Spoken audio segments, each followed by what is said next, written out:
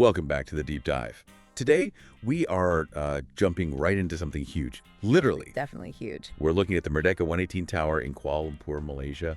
We've got a whole stack of notes, articles, the usual deep dive material. You got it all here. And our plan, really, is to pull out the key stuff, the really interesting bits about this incredible building beyond just, well, how tall it is. Because there's a lot more to it than just height. What? It's this global icon, yeah, but it's got this rich story woven into it. Exactly. It feels like more than just concrete and glass. It really is. I mean, you've got the engineering side, which is fascinating in itself, building something that tall, especially with that spire. You're dealing with incredible wind forces, foundation challenges.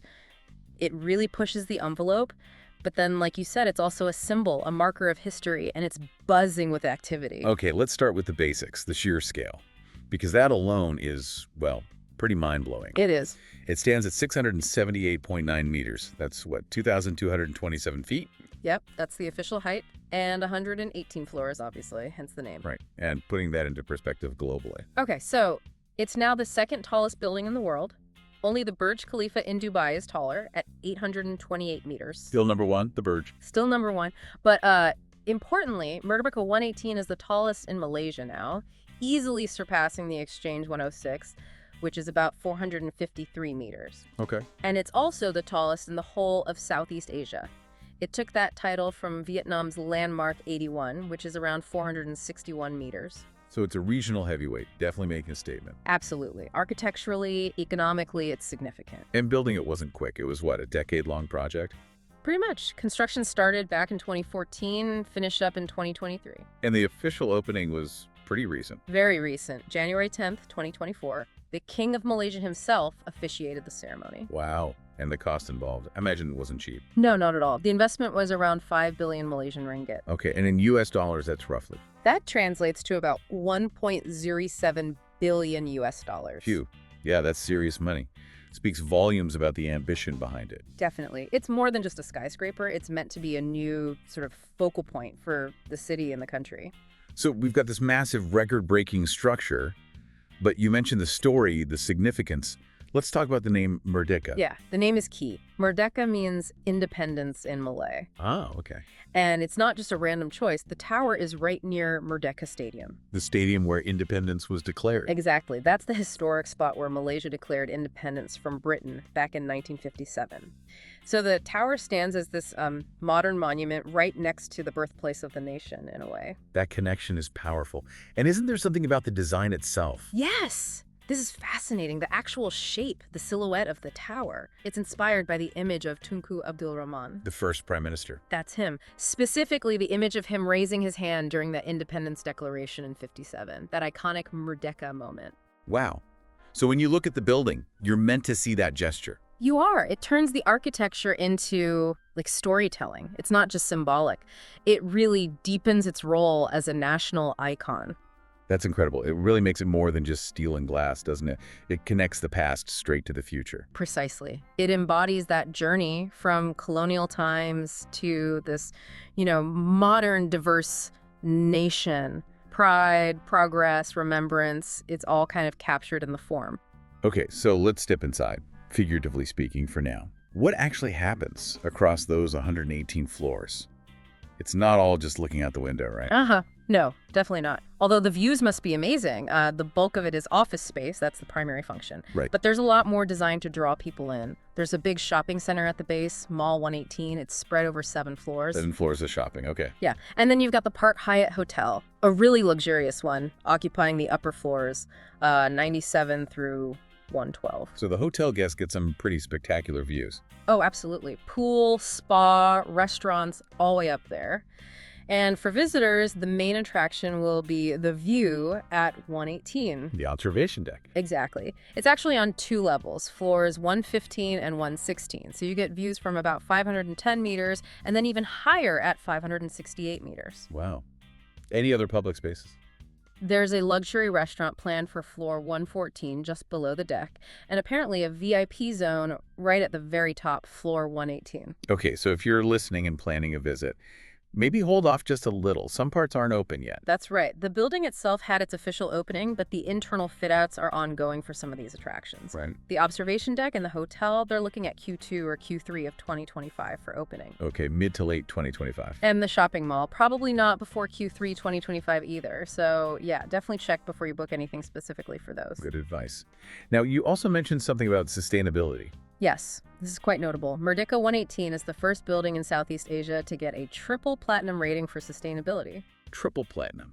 What does that mean in practice? It means it meets really high standards in green building certifications. Think advanced energy saving systems, water conservation like rainwater harvesting, Okay. using sustainable and locally sourced materials where possible. It's a serious commitment, setting a benchmark for future developments in the region. That's impressive. It's not just tall, it's trying to be responsible too. Exactly. It's aiming for that balance. So the tower itself is obviously the main draw. But its location sounds really interesting too, putting you right in the mix of Kuala Lumpur. Oh, absolutely. You're not isolated at all. You step out and you're basically immersed in the city's history and culture. Like what's right nearby?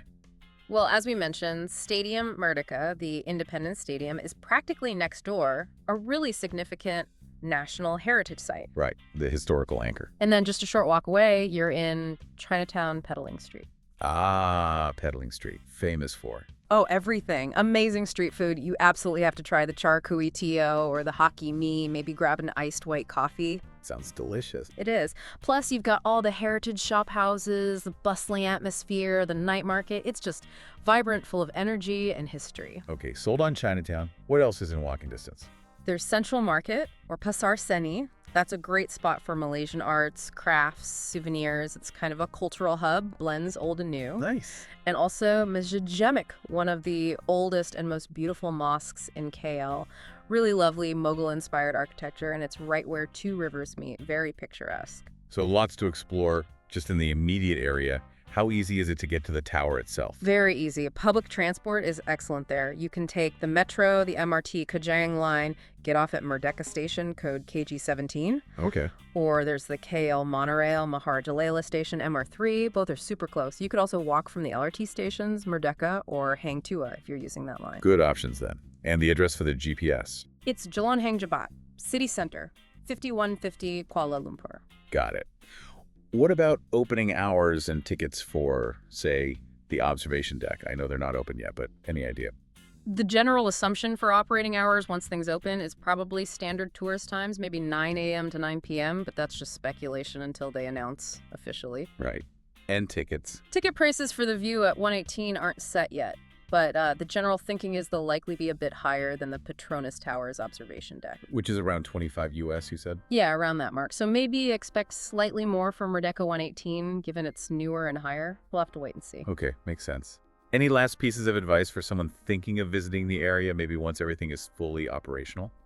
Definitely try and time a visit to the observation deck for sunset or after dark. City lights from that height are usually pretty magical. Good tip. And just, when wandering around the cultural spots like Chinatown or near the mosque, casual dress is fine, but maybe lean towards being respectful. Covering shoulders and knees is always appreciated in some areas. Sensible advice. Language barriers. Shouldn't be a major issue. English is very widely spoken in KL, along with Malay, Mandarin, and Tamil. You'll manage just fine. Great. So wrapping this up, it feels like Merdeka 118 is this incredible package deal. It's cutting-edge engineering, it's a physical embodiment of history, and it's plugged right into this lively cultural scene. It really is. It's like an architectural story, isn't it? Connecting Malaysia's past, its independence story, directly to its aspirations for the future. It shows how you can build on heritage to reach, well, literally new heights. A living testament, as you said earlier. So maybe something for you, the listener, to think about is you consider Merdeka 118.